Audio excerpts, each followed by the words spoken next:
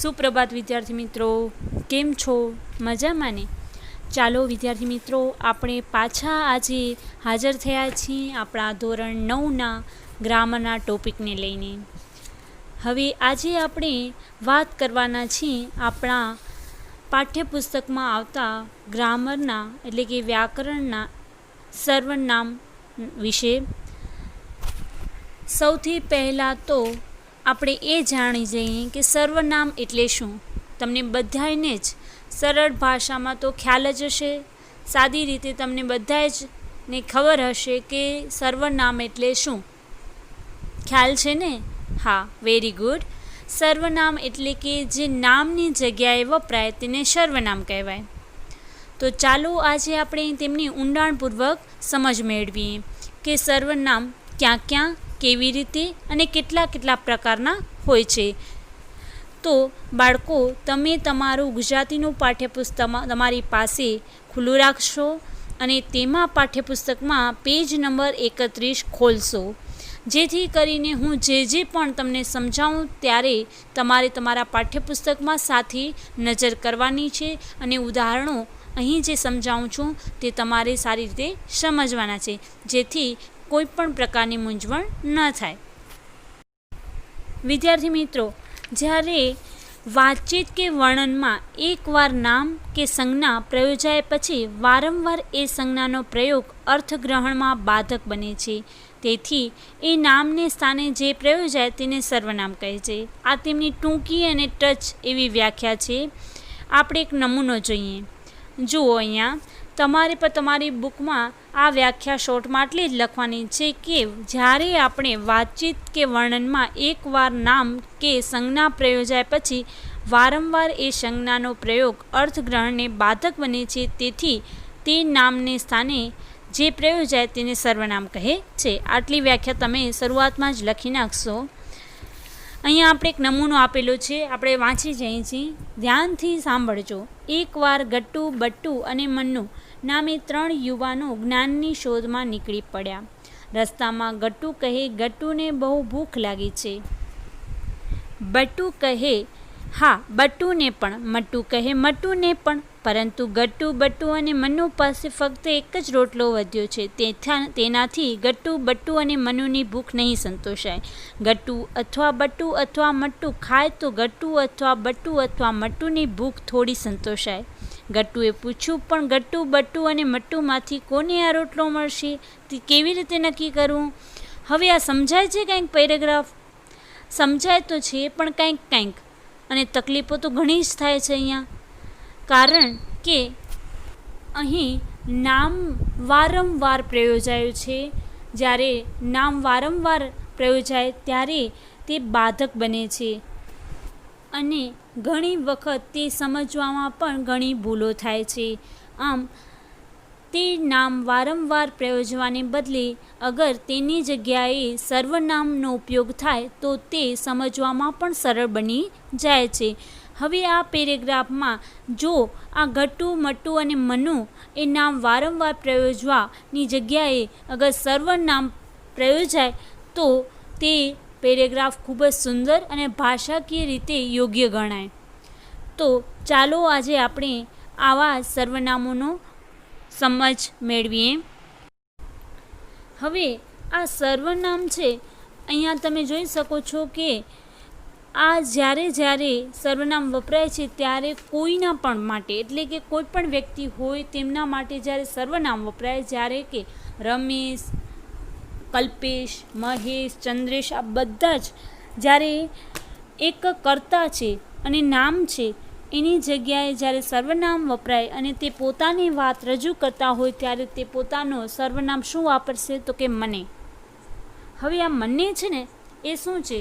તો કે સાર્વનિક છે, એટલે કે બધા માટે વાપરી શકાય. બધા જ એનો પોતાની જાતને મને સર્વનામથી પોતાની જાતનું વાક્ય બનાવી શકે, એટલે કે સર્વ માટે વાપરી શકાય તેનું નામ સર્વનામ.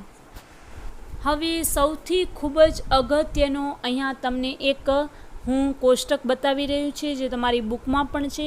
તમારે તે કોષ્ટકને બરાબર યાદ રાખવાનો છે અને બરાબર સમજવાનો પણ છે, કારણ કે આ કોષ્ટક તમે સમજશો તો તમે આગળના ઉદાહરણો પણ ખૂબ સારી રીતે સમજી શકશો. તો ચાલો સૌથી પહેલાં આપણે આ કોષ્ટકને જ સમજીએ. સૌથી પહેલાં જો અહીંયા કોષ્ટકમાં લખ્યું છે પ્રકાર. હવે પ્રકાર કેટલા છે સર્વનામના?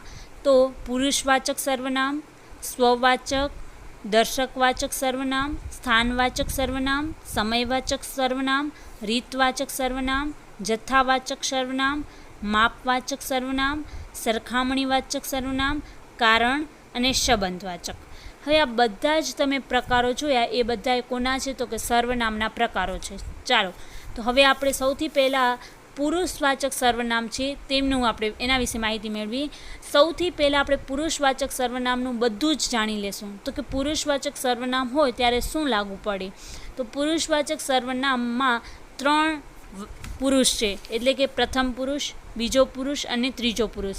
હવે આ ત્રણે ત્રણ પુરુષમાં જો પ્રથમ પુરુષ તો કે બોલનાર હોય એને પ્રથમ પુરુષ કહેવાય, બીજો એટલે કે સાંભળનાર હોય એને બીજો પુરુષ કહેવાય, અને ત્રીજો પુરુષ એટલે કે અન્ય, એટલે કે ચેતન કે અચેતન હોય, એટલે કે તે ચેતન પણ હોઈ શકે ને અચેતન પણ હોઈ શકે, એટલે કે કોઈ ત્રીજો જ પુરુષ ત્યાં કને હાજર પણ ન હોય અને ક્યાંક દૂર પણ હોય અને તે જળ હોય અથવા ચેતન હોય. એવી જ રીતે હવે પ્રથમ પુરુષ હોય ત્યારે એક વચન હોય ત્યારે શું બોલાય? તો કે એક વચન સર્વનામ છે હું અથવા મેં. જ્યારે બીજા પુરુષમાં સર્વનામ એક વચનમાં છે તું અથવા તે, અને ત્રીજા પુરુષમાં એક વચન છે તે. બરાબર. હવે બહુવચન જોશું આપણે પુરુષવાચક સર્વનામમાં જ. સર્વનામ શું હોય બહુવચનમાં? તો કે અમે અને આપણે. અને બીજો પુરુષ હોય એમાં બહુવચન શું હોય? તો કે તમે. ત્રીજો પુરુષ અને બહુવચન શું હોય? તો કે તેઓ. બરાબર, એટલું સમજાઈ ગયું? બરાબર. ચાલો હવે પુરુષવાચક જે સર્વનામ છે એનો પ્રશ્નાર્થક, અગર પ્રશ્નાર્થક વાક્ય રચના હોય, પુરુષવાચક સર્વનામની પ્રશ્નાર્થક વાક્ય રચના હોય તો એનામાં શું હોય? તો કે કોણ હોય. કેનામાં? તો કે પ્રથમ પુરુષમાં, અને બીજા પુરુષમાં શું એનો પ્રયોગ થાય? તો કે કોણનો પ્રયોગ થાય. અને ત્રીજો પુરુષ હોય પુરુષવાચક તો એનામાં પ્રશ્નાર્થ તરીકે કોણ એટલે કે ચેતન અને શું કાંઈ એટલે અચેતન. બરાબર. હવે પુરુષવાચક સર્વનામમાં અગર સાપેક્ષની વાત કરી હોય, સાપેક્ષનું ઉદાહરણ હોય તો એનામાં જે અને તેનો ઉપયોગ થયેલો હોય. હવે પુરુષવાચક સર્વનામમાં જ્યારે અનિશ્ચિત વસ્તુ હોય ત્યારે શું હોય? તો કે પ્રથમ પુરુષ અને બીજા પુરુષમાં અનિશ્ચિતમાં કોઈનો ઉપયોગ થયો હોય, કોઈ શબ્દનો, અને ત્રીજો પુરુષ હોય ત્યારે તેનામાં અનિશ્ચિતતા બતાવવા માટે કોઈ, કાંઈ, કશું એવા શબ્દોનો ઉપયોગ થયો હોય. હવે પછી છે સાર્વનામિક વિશેષણ. હવે સાર્વનામિક વિશેષણ હોય અને પુરુષવાચક સર્વનામનું ઉદાહરણ હોય તો એનામાં કયા કયા શબ્દનો ઉપયોગ થયો હોય? તો કે પ્રથમ પુરુષ અને બીજો પુરુષ આ બંને માટે કોઈનું શબ્દ પ્રયોગ થયો હોય, કોઈનું, અને ત્રીજા પુરુષ માટે કશાકનો એવો પ્રયોગ થયેલો હોય.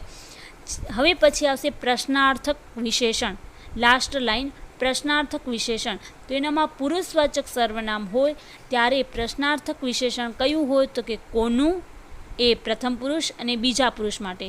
જ્યારે ત્રીજા પુરુષ માટે શેનું એવો શબ્દનો પ્રયોગ થયેલો હોય છે વાક્ય પ્રયોગમાં, એવા ઉદાહરણોમાં. હવે આપણે પુરુષવાચક સર્વનામ પૂરેપૂરું સમજી લીધું છે.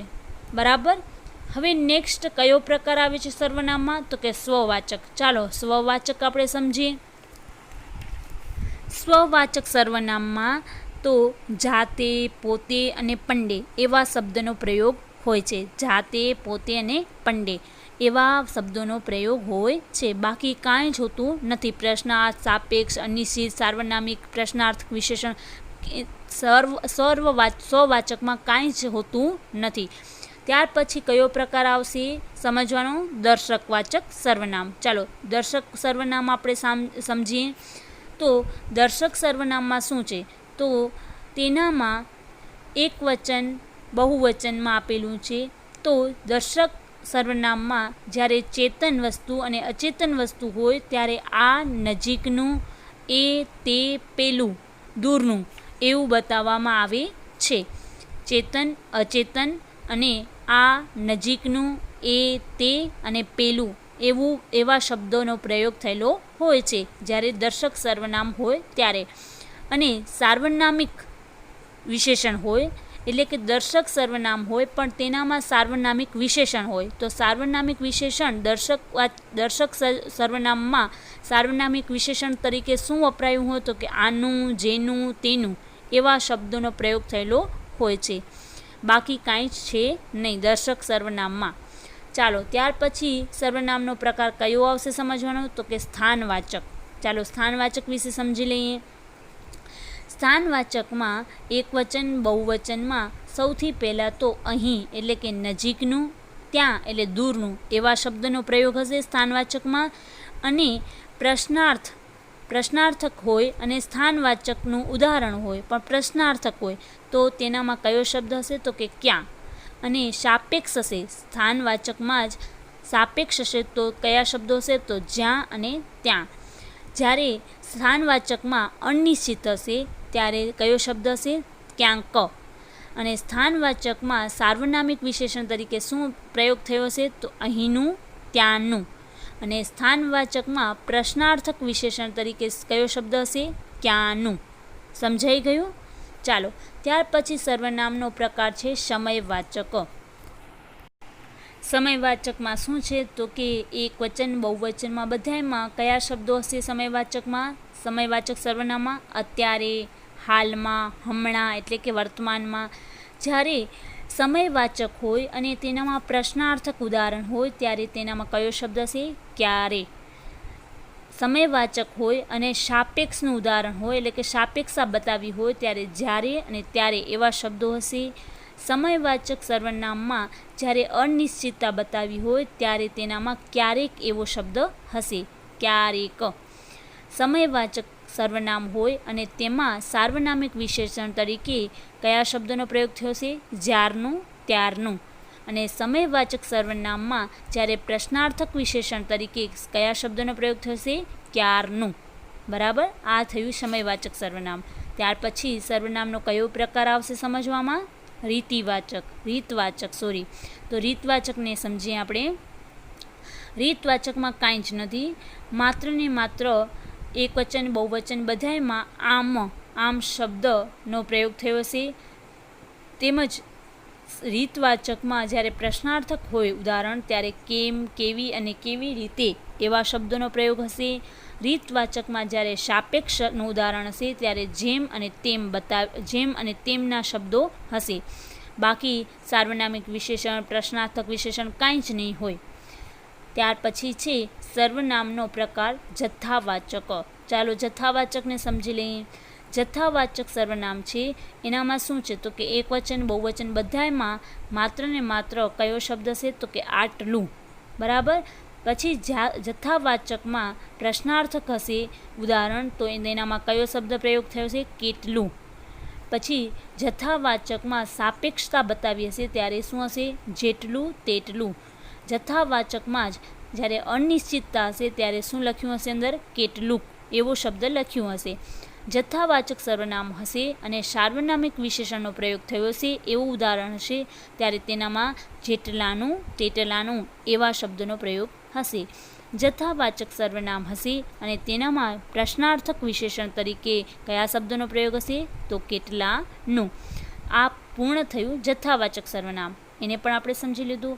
ત્યાર પછી સર્વનામનો પ્રકાર છે માપવાચક. ચાલો માપવાચકને સમજી લઈએ. માપવાચકમાં શું આવશે? એકવચન બહુવચન બધામાં એવડું. શું શબ્દ હશે? એવડું. પછી માપવાચકમાં જ્યારે પ્રશ્નાર્થક હશે ત્યારે કેવડું, સાપેક્ષ હશે ત્યારે જેવડું, તેવડું. બાકી અનિશ્ચિત, સાર્વનામિક, પ્રશ્નાર્થ વિશેષણ કાંઈ જ નહીં હોય. ત્યાર પછી સર્વનામનો પ્રકાર છે સરખામણી. સરખામણીમાં કયો હશે સર્વનામ? આવું, એવું. અને પ્રશ્નાર્થક હોય સરખામણીમાં જ ત્યારે પ્રશ્નાર્થકમાં કેવું. અને સરખામણી સર્વનામમાં જ્યારે સાપેક્ષ હોય ત્યારે જેવું, તેવું. જ્યારે કારણમાં સર્વનામ કેવા હોઈ શકે, કેવા શબ્દો હોઈ શકે પ્રશ્નાર્થકમાં? કેમ, શા માટે, સીધ. અને ત્યાર પછી છે સંબંધવાચક સર્વનામ. તો સંબંધવાચક સર્વનામમાં આપણે જોશું તો તેનામાં પણ ખાલી માત્ર કેવા ઉદાહરણો છે તો પ્રશ્નાર્થક, અને તેનામાં કયા શબ્દો હશે તો કે કોનું અને શેનું. તો અહીંયા આશા કરું છું કે તમને આ પૂરેપૂરો કોષ્ટક તમને વ્યવસ્થિત રીતે સમજાઈ ગયો હશે. સમજાઈ ગયો ને? આમાં કોઈ પણ પ્રકારનો પ્રશ્ન હોય તો તમે મને પૂછી શકો છો. આ કોષ્ટકમાંથી જ આપણે બધા જ ઉદાહરણોને સર્વનામ સારી રીતે સમજી શકીશું. ચાલો હવે હું તમને ઉદાહરણ આપું છું. તમે હવે સર્વનામ શોધી શકશો ને? Very good. ખૂબ જ સરળ છે સર્વનામ શોધવા. તમે આ કોષ્ટકને બરાબર યાદ રાખજો. બરાબર ને? જુઓ અહીંયા ઉદાહરણો આપ્યા છે. હું પણ રડ્યો, પિતાજી પોતે મને મારશે એવો ભય તો ન જ હતો. કહ્યું, સ્ત્રીને તે કીધો કે મને કેમ વિસરે રે. અને ચોથું ઉદાહરણ છે, બીડી પીવાની ટેવ જંગલી, ગંદી અને હાનિકારક છે એમ મેં સદાય માન્યું છે. પેલું મંદિર જોયું. હવે આ બધા જ સર્વનામ છે. તેનામાં તમારે એક કરતાં પણ વધારે સર્વનામ હોઈ શકે છે. એટલે માત્ર તમે એક જ સર્વનામ શોધી લો એટલે એમ ન માનજો કે મેં આ વાક્યમાંથી સર્વનામ શોધી લીધું છે. આ જે 5 સર્વનામ છે તેમાં એકથી પણ વધારે સર્વનામ હોઈ શકે છે. તો જે સર્વનામ હોય તેની નીચે અંડરલાઇન કરવાની છે. શોધી શકશો ને? શોધો ચાલો. Very good. તો પહેલા વાક્યમાં કયો છે સર્વનામ? હું. બીજામાં પોતે, ત્રીજામાં મને, પછી તે, પછી મને, પછી મેં અને પછી લાસ્ટમાં પેલું. તો આ બધા સર્વનામો છે અહીંયા. હવે તમને સર્વનામ તો શોધતા આવડી ગયું, પણ જ્યારે કોઈ વાક્યમાં સર્વનામ હોય તેને તો આપણે શોધી લઈએ છીએ, પણ તે સર્વનામ સિવાય ત્યાં કને સંજ્ઞા એટલે કે નામ હોય તે પણ તમને શોધતા આવડવું જોઈએ. હવે હું તમને એવા પણ અહીંયા કને 5 વાક્યો બતાવું છું. તમારે તેનામાંથી સર્વનામ નહીં પરંતુ સંજ્ઞા શોધવાની છે. ચાલો, આ જે 5 વાક્યો છે વિકલ્પોવાળા, તેમાંથી તમારે સંજ્ઞા એટલે કે નામ શોધવાની છે, સર્વનામ સંજ્ઞા નહીં. બરાબર? ચાલો શોધો. તો સંજ્ઞા શોધો, સર્વનામ નહીં. પહેલો છે, તેમણે કોઈ દિવસ અમને એકે ભાઈને તાડન કર્યું હોય એવું મને સ્મરણ નથી. તો ત્યાં કને 4 ઓપ્શન છે, વિકલ્પ છે. તેમણે કોઈ દિવસ અમને. આપમાંથી કયા વિકલ્પ સર્વનામ સંજ્ઞા છે? આ 4 વિકલ્પમાંથી કયો સંજ્ઞા છે એટલે કે નામ છે, સર્વનામ નથી? કયો આવશે સાચો જવાબ? સરસ, દિવસ. દિવસ છે એ સંજ્ઞા છે. બરાબર. બીજો છે, પણ એને સંગરવી ક્યાં એ અમારા માટે સવાલ થઈ પડ્યો. તો અહીંયા એને, ક્યાં, એ અને સવાલ આ 4 વિકલ્પો છે. તો આ 4માંથી કયો સંજ્ઞા છે? ચાલો શોધો. Very good. અહીંયા શું આવશે? સવાલ. સવાલ એ સંજ્ઞા છે, સર્વનામ નથી. પછી છે, મેં દૃષ્ટિ હાથે આ ચિઠ્ઠી તેમના હાથમાં મૂકી. તો ઓપ્શન છે તેમના, ચિઠ્ઠી, આ અને મેં. આ બધામાંથી કઈ સંજ્ઞા છે? સર્વનામ નથી. જો તેમના છે એ શું છે? સર્વનામ. ચિઠ્ઠી શું છે? સર્વનામ, સંજ્ઞા છે ને? હા, એટલે ચિઠ્ઠી એનો સાચો જવાબ આવશે. આ અને મેં એ બંને શું છે? સર્વનામ. ચાલો પછી ચોથું છે, એમ તો અમે ને તમે સૌ મૃત્યુ જ છે ને.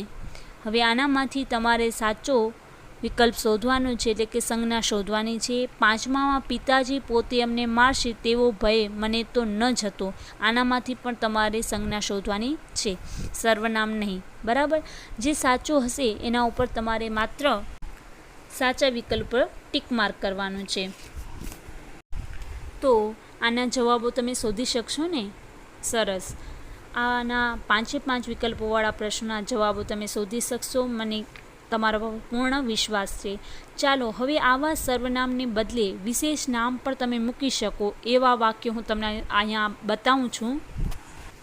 જુઓ અહીંયા વાક્ય શું છે? તો કે હવે પછી ચોરી ન કરવાનો મેં નિશ્ચય કર્યો. હવે અહીંયા કને જો મેંની નીચે છે ને અંડરલાઇન છે, તો મેંની જગ્યાએ તમે કોઈ પણ વિશેષ નામ મૂકી શકો છો. એટલે કે અહીંયા કને હવે પછી ચોરી ન કરવાનો મેં નિશ્ચય કર્યો. મેંની જગ્યાએ તમે શું લખી શકશો? અહીંયા ભગતસિંહ લખી શકશો, ગાંધીજી લખી શકશો, કોઈ પણ નામ લખી શકશો, જરૂરી નથી. તેમને ભગંદરનું દર્દ તો હતું જ. પણ અહીંયા જે આપેલા છે ને વાક્યો, એ તમારા પાઠ્યકૃતિમાંથી જ આપેલા વાક્યો છે. એટલે કે તમારા કોઈ લેશનમાંથી જ આ વાક્યો આપેલા છે. એટલે કે અહીંયા કને જે ચોરી ન કરવાનો જે વાક્ય છે ને, એ ગાંધીજી સત્યના પ્રયોગોવાળો જે પાઠ છે એમાંથી આપેલું છે. એટલે કે મેંની જગ્યાએ શું આવશે? એનો યોગ્ય શબ્દ કયો આવશે? યોગ્ય નામ શું આવશે? તો ગાંધીજી આવશે. પછી જે તેમને ભગંદરનું દર્દ તો હતું જ, અહીંયા કને કયું આવશે? તો કરમચંદ ગાંધી. કારણ કે કરમચંદ ગાંધીને ભગંદરનું દર્દ તો હતું જ, એ સાચો જવાબ આવશે. એટલે તેમની જગ્યાએ તમે કરમચંદ ગાંધી લખશો. પછી ત્રીજો વાક્ય છે, તમો પાસ અમો વિદ્યા શીખતા તા તને સાંભળે રે. આ વાક્ય છે ને પછી સામળિયા બોલ્યા રે એ કાવ્યમાંથી લેવામાં આવી છે. એટલે કે અહીંયા કને અમોની નીચે જે અંડરલાઇન છે, અમો અને તને, એની જગ્યાએ તમે શું લખશો? અમો એટલે કૃષ્ણ અને તને એટલે કે સુદામા. સુદામાને કહે છે ને, એટલા માટે અહીંયા કને સુદામા આવશે. એવી જ રીતે ચોથામાં, મારડમાં હું મગફળીના સોદા માટે ગયેલો. હું કોનામાંથી આવશે? તો હુંમાં ગોપાળદાસ. ગોપાળદાસ કાવ્ય છે, આપણો પાઠ છે ને, એનામાંથી લેવામાં આવ્યું છે વાક્ય. એટલે હું એટલે ગોપાળદાસ. ગોપાળદાસ આ વાક્ય બોલે છે. એને વળી બીજે ખાજ લેવા જવું પડશે ને. હવે આ વાક્ય છે એનામાં એને જે છે એની જગ્યાએ કયું નામ આવશે? તો કે ગીગોડો. ગીગોડો વળી બીજે ખાજ લેવા જવું પડશે ને. તો હવે આ જવાબો છે પણ તમને અહીંયા નીચે કોષ્ટકમાં આપેલા જ છે. તમારે આવી રીતે કોષ્ટકમાં તેમના જવાબો લખી નાખવાના રહેશે. ત્યાર પછી હવે એકવાર ફરી વખત આપણે કોષ્ટકને જોઈ જઈએ. કારણ કે હવે કોષ્ટકમાં જે આપણે સમજ્યું હતું અને જે પ્રમાણે તેમના પ્રકારો જોયા હતા, એ પ્રમાણે આપણે સૌથી પહેલાં કોષ્ટકને જોઈએ. તો એનામાં પહેલો પ્રકાર કયો છે અને તેમના ઉદાહરણો પણ સાથે સાથે જોતા જઈએ. જુઓ વિદ્યાર્થી મિત્રો, અહીંયા આપણે કોષ્ટક સારી રીતે દેખાય છે. આપણે કોષ્ટકમાં જોઈ શકીએ છીએ કે સૌથી પહેલાં પુરુષવાચક સર્વનામ છે. તો આપણે પુરુષવાચક સર્વનામમાં આપણે બધું જ જોઈ લીધું હતું કે પ્રથમ પુરુષ, બીજો પુરુષ અને ત્રીજો પુરુષ. એક વચનમાં હું અથવા મેં, બીજા પુરુષમાં તું અને તે, અને ત્રીજા પુરુષમાં તે. એવા સર્વનામનો પ્રયોગ થાય છે. જ્યારે બહુવચન હોય તો અમે, આપણે, તમે અને તેઓ. પ્રશ્નાર્થ હોય તો કોણ. સાપેક્ષ હોય તો જે, તે. અનિશ્ચિત હોય તો કોઈ, કાંઈ, કશું. સાર્વનામિક વિશેષણ હોય તો કોઈનું અને કશાકનું, અને પ્રશ્નાર્થક વિશેષણ હોય તો કોનું અને શેનું. એવા શબ્દનો પ્રયોગ થયેલો દેખાય છે આપણે ઉદાહરણમાં. ચાલો તો હવે સૌથી પહેલાં આપણે પુરુષવાચક સર્વનામના ઉદાહરણો અહીંયા જોઈએ. જુઓ અહીંયા કને ઉદાહરણો આપેલા છે પુરુષવાચક સર્વનામના. એમણે ધારીને બોલનારને જોયો. આપણ સૂતા એક સાથરે તને સાંભળે રે. બીડી પીવાની ટેવ જંગલી, ગંદી ને હાનિકારક છે એમ મેં સદાય માન્યું છે. અને ચોથું છે, પણ તમે કંઈ ચમત્કાર જોયો હશે. પાંચમું છે, તેઓ ખાટલા વશ હતા. હવે આ વાક્યો ધ્યાનથી વાંચો તમે. આમાં પુરુષવાચક સર્વનામ કયા છે તે તમે તારવો. ચાલો જલ્દીથી તમે અહીંયાથી શોધી લો પુરુષવાચક સર્વનામ. કોષ્ટકમાં હમણાં જ તમે જોયું ને, કોષ્ટક એવું હોય તો ફરીથી તમે પાઠ્યપુસ્તકમાં જોઈ શકો છો. તો ચાલો પાઠ્યપુસ્તકમાં તમારા પાસે જે પાઠ્યપુસ્તક છે એમાં કોષ્ટક જોઈ અને આમાંથી તમે પુરુષવાચક સર્વનામ શોધ્યા? Very good. ચાલો કયા મળ્યા તમને? હા, સરસ. સૌથી પહેલાં વાક્યમાં કયો છે પુરુષવાચક સર્વનામ? એમણે. બીજામાં આપણ. પછી છે બીજા વાક્યમાં બીજો પણ છે સર્વનામ, જુઓ તને. મળ્યું ને? હા. ત્રીજા વાક્યમાં કયો છે? તો કે ત્રીજા વાક્યમાં કયો છે સર્વનામ? તો કે મેં. ચોથા વાક્યમાં કયો સર્વનામ છે? હા, સરસ, તમે. અને પાંચમા વાક્યમાં કયો છે સર્વનામ પુરુષવાચક? તેઓ. બરાબર. તો આવી રીતે તમને પુરુષવાચક સર્વનામ તો ઓળખતા આવડી ગયા. હવે આપણે પ્રશ્નાર્થ સર્વનામના ઉદાહરણો જોઈએ. તમને એ પણ આવડે છે કે નહીં તે ચકાસીએ. તો સૌથી પહેલાં પાછું આપણે કોષ્ટક જોઈ લેશું જેથી આપણી કોઈ જ ભૂલ ન થાય. તો ચાલો આપણે કોષ્ટક જોઈએ. તમારા પાઠ્યપુસ્તકમાં પણ તમે કોષ્ટક જોઈ શકો છો. જુઓ આ કોષ્ટકમાં પ્રશ્નાર્થવાચક સર્વનામ છે એનામાં તમે જોઈ શકો છો કે પ્રશ્નાર્થ સર્વનામમાં કયા કયા શબ્દો હોય તો કેમ, સો, શું, સા, શેનું, કોનું, આ બધા શબ્દો તમે અહીંયા કોષ્ટકમાં જોઈ શકો છો. કોણ, ક્યાં, કેમ, કેવી રીતે, કેટલું, આ બધા જ પ્રશ્નાર્થ સર્વનામો છે. તો ચાલો આપણે અહીંયાના ઉદાહરણો જોઈએ જેથી આપણે તેમાંથી પ્રશ્નાર્થ સર્વનામ શોધી શકીએ. અહીંયા આપેલા ઉદાહરણ જુઓ અને એમાંથી પ્રશ્નાર્થવાચક સર્વનામ શોધો. વહાલાજીનું રૂપ મહાશુભકારી રશિયા વીણ કેમ રહીએ. બીજો છે મરીને સો લાભ. ત્રીજો છે મહારાજે દૂરબીન બાજુ પર મૂકી પૂછ્યું શું છે. ચોથો છે તે આભ પરાનો છાંયડો મૂકીને અહીં સારું જમીન માંગો છો. પાંચમું છે શેઠ છો શેનો વેપાર કરો છો. આ પાંચે પાંચ વાક્યમાંથી તમારે પ્રશ્નાર્થ સર્વનામ શોધવાનું છે. ચાલો શોધો. વેરી ગુડ, મળી ગયા ને. હા, પહેલામાં કયો આવશે પ્રશ્નાર્થ કેમ, એની નીચે અંડરલાઇન કરશો. બીજામાં શું છે તો કે સો, એને નીચે પણ અંડરલાઇન. ત્રીજામાં શું છે તો કે શું. પછી ચોથામાં તો સા. પછી પાંચમામાં શેનું. બરાબર, આ પાંચે પાંચ છે પ્રશ્નાર્થ સર્વનામ છે. હવે પછી પાછો આપણે કોષ્ટક જરા જોઈ લઈએ, કારણ કે હવે પાછા આપણે અનિશ્ચિત સર્વનામના ઉદાહરણો જોવાના છે. તો અનિશ્ચિત સર્વનામના ઉદાહરણો જોઈએ તેનાથી પહેલાં આપણે કોષ્ટકમાં તેના કયા કયા શબ્દો હોય તે જોઈ લઈએ. જુઓ અહીંયા અનિશ્ચિત સર્વનામ હોય ત્યારે કયા કયા શબ્દો હોઈ શકે. તો જુઓ અનિશ્ચિત સર્વનામમાં કોઈ, કાંઈ, કશું, પછી ક્યાંક, ક્યારે, કેટલુંક, આ બધા અનિશ્ચિતવાચક સર્વનામો છે. તો ચાલો હવે ઉદાહરણમાં આપણને આ જ અનિશ્ચિત સર્વનામ શોધવાના છે. જુઓ અહીંયા અનિશ્ચિત સર્વનામના ઉદાહરણો આપ્યા છે. તમારે એમાંથી અનિશ્ચિત સર્વનામના નીચે અંડરલાઇન કરવાની રહેશે. પહેલો છે સિંગોડાના મારને કોઈક રીતે રોકીએ તો આમાં બનારસી લંગડો પાકે. બીજો છે જ્યારે કોઈ આપઘાત કરવાની ધમકી આપે છે ત્યારે તેમની મારા પર બહુ ઓછી અસર થાય છે. ત્રીજું વાક્ય છે એ ગામમાં ખાસ હું કોઈને ઓળખું નહીં. ચોથું છે જાણે તેમના મનમાં કંઈક ઉતર્યું. પાંચમું છે ત્યાં કોતરમાંથી એક ખેડૂ માણસે આવીને પ્રણામ કરીને કંઈ ભેટ ધરી. આ પાંચે પાંચમાંથી ચલો જલ્દીથી તમારે અનિશ્ચિત સર્વનામ શોધવાના છે, એટલે કે એની નીચે અંડરલાઇન કરવાની છે. ચાલો શોધો. સરસ, શોધી લીધા. હા, ચાલો બોલો. હા, વેરી ગુડ. સૌથી પહેલો જે વાક્ય છે તેનામાં કયું આવશે અનિશ્ચિત? કોઈક. બીજામાં કયું આવશે? કોઈ. ત્રીજા વાક્યમાં કોઈને. ચોથામાં કંઈક. અને પાંચમામાં શું આવશે? કંઈ. કંઈ ભેટ ધરી, એમાં કંઈ જે છે એ અનિશ્ચિત આવશે. બરાબર, તો તમને ખૂબ સરસ રીતે અનિશ્ચિત સર્વનામ પણ શોધતા આવડી ગયા.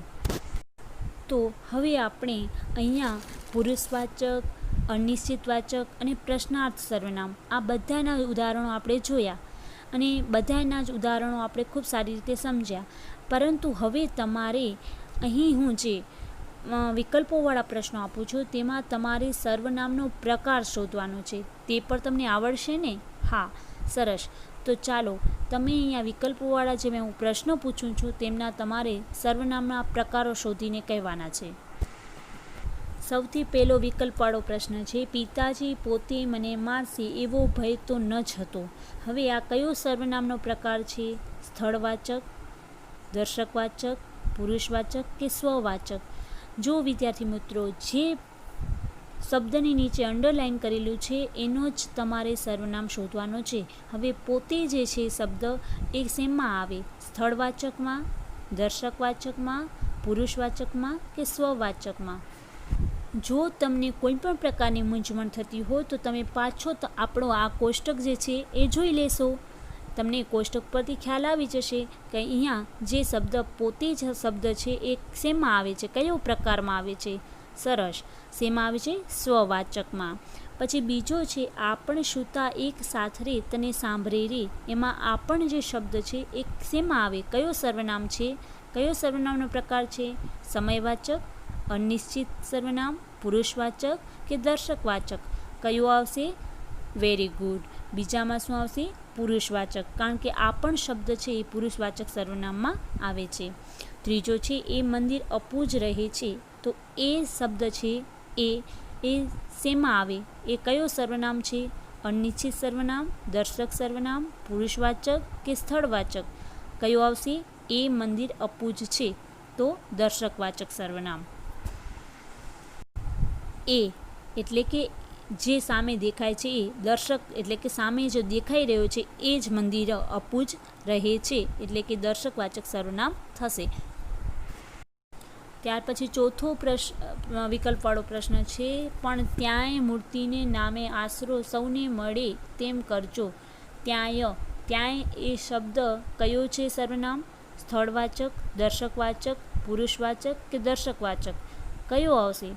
વેરી ગુડ, સ્થળવાચક આવશે, કારણ કે ત્યાં એટલે કે સ્થળ બતાવ્યું છે કે તે સ્થળે કોઈ મૂર્તિને નામે આશરો મળે એવું કંઈક કરજો. બરાબર. પછી પાંચમો છે પ્રશ્ન, ત્યારે કામ કહ્યું ગોરાણીએ તને સાંભળે રે. હવે ત્યારે શબ્દ છે એ કયો પ્રકાર છે સર્વનામનો? સમયવાચક, અનિશ્ચિત સર્વનામ, પુરુષવાચક કે સ્વવાચક. કયું આવશે? સરસ, સમયવાચક. ત્યારે એટલે કે ક્યારે. આપણે પ્રશ્ન પૂછતા હોય ને, તું ક્યારે આવીશ, તું કેટલા વાગે આવીશ, તું ક્યારે આવીશ, તો કે સાંજે આવીશ. સમય આપે છે આપણને. આપણી બહેનપણીને જ્યારે આપણે પૂછીએ છીએ કે તું ક્યારે આવીશ, તો કહે છે હું સાંજે આવીશ તારા ઘરે 5 વાગે. તો આપણે સમય આપ્યો ને એણે, એટલે આપણે ત્યારે એમ કહીએ છીએ કે હું ત્યારે જ આવીશ, જ્યારે તું લેસન કરીશ ત્યારે જ હું તારા ઘરે આવીશ. એટલે કે સમય આપે છે, એટલે કે સમયવાચક સર્વનામ છે. બરાબર. આ કોષ્ટક જે તમને આપ્યું છે ને એ એના જવાબોનું છે, જે આપણે હમણાં વિકલ્પવાળા પ્રશ્નો સોલ્વ કર્યા ને એના આ જવાબો છે કોષ્ટકમાં લખેલા. તમારે આ કોષ્ટક ડ્રો કરવાની જરૂર નથી, કારણ કે આપણે વિકલ્પવાળા પ્રશ્નો નીચે સોલ્વ કરી લીધા છે, એટલે કે એનો જવાબ સાચો મેળવી લીધો છે. બાળકો, હવે આપણે સૌથી લાસ્ટમાં એક વસ્તુની પાછી એક નોંધ લઈ લઈએ કે જેવી રીતે સર્વનામ આપણે ઓળખી શક્યા એવી જ રીતે જેમ નામ અને સંજ્ઞા પરથી આપણે વિશેષણ શોધી શકીએ છીએ કે કાળા કલરનો કાગડો ઝાડ પર બેઠું છે. હવે આ નામ છે, સંજ્ઞા છે, એના ઉપરથી આપણે વિશેષણ પણ શોધી શક્યા કે કાગડો છે એ નામ છે અને કાળો છે એ વિશેષણ છે. એવી જ રીતે તમે સર્વનામ ઉપરથી પણ વિશેષણ શોધી શકો છો. જેમ કે રમેશની ચોપડી. હવે જો રમેશને બદલે હું સર્વનામ વાપરું તો શું આવે? કે હું વાપરું તો શું આવે? મારી ચોપડી. બરાબર. હું ચોપડી નહીં, પણ મારી ચોપડી. રમેશની ચોપડીની જગ્યાએ મારી ચોપડી. એવી જ રીતે આપણને અહીંયા એક કોષ્ટક આપેલું છે જે સાર્વનામિક વિશેષણ બતાવે છે. આ કોષ્ટકનો બરાબર અભ્યાસ કરજો, એટલે કે બરાબર ધ્યાનથી જોજો કે અહીંયા જો શું છે તો કે પ્રથમ પુરુષ, બીજો પુરુષ અને ત્રીજો પુરુષ. આ ત્રણેય પુરુષ છે અને ત્રણેય પુરુષમાં એકવચન અને બહુવચન એવા 2 પ્રકારના વચનો આપ્યા છે. હવે સાર્વનામિક સૌથી પહેલાં શું લખ્યું છે તો કે સર્વનામ. આપણે સર્વનામ નથી જોવાનું, પણ સાર્વનામિક વિશેષણ જોવાનું છે. બરાબર. હવે એક વચન હોય અને એક વચનમાં સાર્વનામિક વિશેષણ શું હોય તો કે હું અને મેંનું શું થાય તો કે મારું. પછી બીજો પુરુષ હોય અને સર્વનામ તું અને તે હોય તો સાર્વનામિક વિશેષણ શું થશે? તારું. અને ત્રીજો પુરુષમાં સર્વનામ છે તે, પરંતુ સાર્વનામિક વિશેષણ શું થશે તો તેનું. બરાબર. એવી જ રીતે બહુવચન જોઈએ તો પ્રથમ પુરુષ હોય અને બહુવચનમાં સર્વનામ આપણે શું વાપરીએ તો કે અમે અને આપણે, પણ સાર્વનામિક વિશેષણ શું થાય? અમે અને આપણેનું, તો કે અમારું અને આપણું. બીજા પુરુષમાં પણ એમ જ છે કે સર્વનામ છે તમે, જ્યારે એનું સાર્વનામિક વિશેષણ શું થશે? તમારું. ત્રીજો પુરુષ છે પણ ત્રીજા પુરુષમાં બહુવચનમાં સર્વનામ શું વાપરીએ આપણે? તેઓ, પણ સાર્વનામિક વિશેષણ શું થશે તો તેમનું અને તેઓનું. બરાબર સમજાઈ ગયું આ કોષ્ટક? હજી એક વખત તમે તમારી રીતે કોષ્ટકને જોઈ લ્યો. આમ આ સાર્વનામિક જો વિશેષણ છે ને એ વિકારી વિશેષણ છે. શું છે? વિકારી વિશેષણ. એટલે કે સંજ્ઞા અને નામ અનુસાર તેમના લિંગ અને વચન પણ બદલે છે. એટલે કે જેવી સંજ્ઞા હોય, નામ હોય, એવા જ એના લિંગ વચન હોય છે. જેમ કે ઉદાહરણ તરીકે તેમનું ઘર, તો નપુંસકલિંગ છે એટલે તેમનું ઘર આવશે. પછી સ્ત્રીલિંગ હોય તો શું આવશે? તેમની પરીક્ષા. અને જો પુલ્લિંગ હોય તો શું આવશે? તેમનો વર્ગ. હવે અહીંયા કને છે ને તેઓ સર્વનામ છે, પરંતુ લિંગ બદલી ગયા. જેમ કે નપુંસકલિંગ આવી ગયું તો તેમનું થઈ ગયું, સ્ત્રીલિંગ આવ્યું તો તેમની થઈ ગયું, અને પુલ્લિંગ આવ્યું તો તેમનો થઈ ગયું. એટલે કે લિંગ અનુસાર તેમના વચનો પણ બદલી જાય છે. બરાબર. તો ચાલો આપણે હજી બીજા ઘણા બધા એવા ઉદાહરણો જોઈએ જેના ઉપરથી આપણને સાર્વનામિક વિશેષણ ઓળખતા આવડી જાય. જુઓ, અહીંયા એક ઉદાહરણ આપેલું છે કે વાક્ય છે, આ મારી બોરડીના બોર છે. હવે આ વાક્યમાં તમારે સાર્વનામિક વિશેષણ શોધવાનું છે. તમે કોષ્ટકને જોઈ શકો છો, તમે કોષ્ટકમાંથી જોઈને પણ યાદ રાખી શકો છો કે સાર્વનામિક વિશેષણ કયું થશે આમાંથી? આ મારી બોરડીના બોર છે. તો વેરી ગુડ. સાર્વનામિક વિશેષણ કયું થશે? મારી. હવે એના પછી જે ઉદાહરણ આપેલા છે, પેલું ઉદાહરણ છે, હું તેમની પાટની સામે બેઠો. તો અહીંયા કયું આવશે? હું આવશે? નહીં આવે, કારણ કે તો પુરુષવાચક છે ને, હું તો. Very good. એટલે તેમની આવશે. સાર્વનામિક વિશેષણ શું આવશે? તેમની. પછી બીજું વાક્ય છે, અમારી પરાધીનતા અમને સાલવા લાગી. તો આનામાં કયું આવશે? અમારી. અમને નહીં આવે, અમારી. અમારી છે સાર્વનામિક વિશેષણ છે. પછી ત્રીજો છે, વહાલાજીનું રૂપ હૃદયમાં વસ્યું, મનડું તે ધસ્યું મારું. તો આમાં કયું આવશે સાર્વનામિક વિશેષણ? વેરી ગુડ, મારું. પછી ચોથો છે, આ તમારી પડખેના દીપડા ન રંજાડે તો એ ઘણું છે. આ પણ નહીં આવે અને તો પણ નહીં આવે. કયું આવશે આમાં? જવાબ સાચો, તમારી. તમારી એ શું છે? સાર્વનામિક વિશેષણ. પાંચમો છે, ટાઢી ધ્રુજે આપણી દેહ મને કેમ વિસરે રે. હવે આમાં તમે જલ્દીથી કહી દો કે શું જવાબ આવશે? હા, આનો જવાબ આવશે આપણી. આમાં મને નહીં આવે. વારંવાર હું તમને એટલા માટે જ યાદ કરાવું છું જેથી કરીને તમે ભૂલ ન કરો કે અહીંયા જે આપણી છે એ સાર્વનામિક વિશેષણ છે ને આપણે સાર્વનામિક વિશેષણ જ શોધવાના છે. આપણે અહીંયા પુરુષવાચક, સ્થળવાચક એવા કોઈ વિશેષણ શોધવાના નથી. ચાલો, હવે અહીંયા આપણું આ જે સર્વનામનો એક ટોપિક છે એ અહીંયા પૂર્ણ થાય છે. આશા કરું છું કે તમને બધાને ખૂબ સારી રીતે સર્વનામ સમજાઈ ગયા હશે, સર્વનામના પ્રકારો સમજાઈ ગયા હશે. હવે તમારે તમારી બુકમાં કેવી રીતે લખવાનું છે તે હું સમજાવી દઉં છું. સૌથી પહેલાં તમે સર્વનામની વ્યાખ્યા લખશો, જે હું શરૂઆતમાં બોલી હતી કે જે વાતચીત કે વર્ણનમાં એકવાર નામ કે સંજ્ઞા પ્રયોજાય પછી વારંવાર એ સંજ્ઞાનો પ્રયોગ અર્થગ્રહણમાં બાધક બને છે. તેથી એ નામને સ્થાને જે પ્રયોજાય તેને સર્વનામ કહે છે. આ વ્યાખ્યા તમને લખવાની છે. ત્યાર પછી તમારે શું લખવાનું છે તો કે કોષ્ટક, પેજ નંબર 32 વાળો કોષ્ટક લખવા આખો ડ્રો કરવાનો છે. કોષ્ટક ડ્રો કર્યા પછી તમારે આ જે ઉદાહરણો દેખાઈ રહ્યા છે તે તમે લખવાના છે ને ઉપર તમને બ્લેક બોલ પેનથી શું લખવાનું છે કે સર્વનામના ઉદાહરણો એમ કરીને આ 5 ઉદાહરણો લખી નાખવાના છે. ત્યાર પછી જે આ વિકલ્પોવાળા જે પ્રશ્નો દેખાઈ રહ્યા છે એના ઉપર તમે શું લખશો બ્લેક બોલ પેનથી કે સંજ્ઞા શોધો એમ કરી અને પછી આ 5 વિકલ્પોવાળા પ્રશ્નો પણ લખી નાખશો. ત્યાર પછી જે આ તમને ઉદાહરણો દેખાય છે, હવે પછી ચોરી ન કરવાનો મેં નિશ્ચય કર્યો, એ જે તમને દેખાય છે તેના ઉપર તમે બ્લેક બોલ પેનથી લખી નાખશો કે સર્વનામને સ્થાને નામ મૂકો. શું લખશો? સર્વનામને સ્થાને નામ મૂકો એમ કરી અને પછી નીચે આ 5 ઉદાહરણો છે, વાક્યો છે એ લખી નાખશો અને કોષ્ટક પણ ડ્રો કરી નાખશો જે અહીંયા આપેલું છે એ થઈ જાય પછી તમારે બ્લેક બોલ પેનથી શું લખવાનું છે? પુરુષવાચક સર્વનામ. પુરુષવાચક સર્વનામ બ્લેક બોલ પેનથી લખી અને પછી નીચેના 5 વાક્યો છે એ લખવાના છે, તમને અહીંયા દેખાય છે એ. અને ત્યાર પછી પ્રશ્નાર્થ સર્વનામ. શું લખશો? બ્લેક બોલ પેનથી પ્રશ્નાર્થ સર્વનામ એમ લખી અને પછી આ જે વાક્યો દેખાય છે તમને 5 વાલાજીનું રૂપમાં શુભકારીવાળું એ 5 વાક્યો લખશો પ્રશ્નાર્થ સર્વનામ.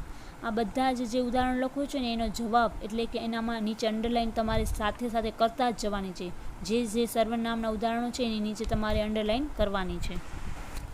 એના પછી તમારે લખવાનું છે બ્લેક બોલ પેનથી અનિશ્ચિત સર્વનામ એવું બ્લેક બોલ પેનથી હેડિંગ દઈ અને પછી આ 5 જે અહીંયા દેખાય છે તમને વાક્યો એ લખવાના છે. ત્યાર પછી અહીંયા જો તમે જોઈ શકો છો વિકલ્પોવાળા પ્રશ્નો પાછા આવ્યા, તો એના ઉપર તમારે બ્લેક બોલ પેનથી શું લખવાનું છે પાછું કે સર્વનામના પ્રકારો શોધો. બ્લેક બોલ પેનથી લખશો સર્વનામના પ્રકારો શોધો એમ કરી અને પછી નીચેના આપેલા 5 વિકલ્પોવાળા પ્રશ્નો તમારે લખવાના છે.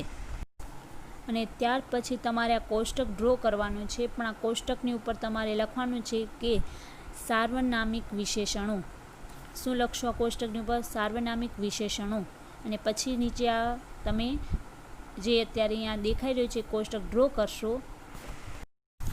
કોષ્ટક ડ્રો થઈ જાય પછી નીચેના જે ઉદાહરણો લખ્યા છે એ તમારે લાઇનસર લખી નાખવાના છે, ઉદાહરણો એમ બ્લેક બોલ પેનથી લખી અને પછી આ 5 ઉદાહરણો લખવાના છે.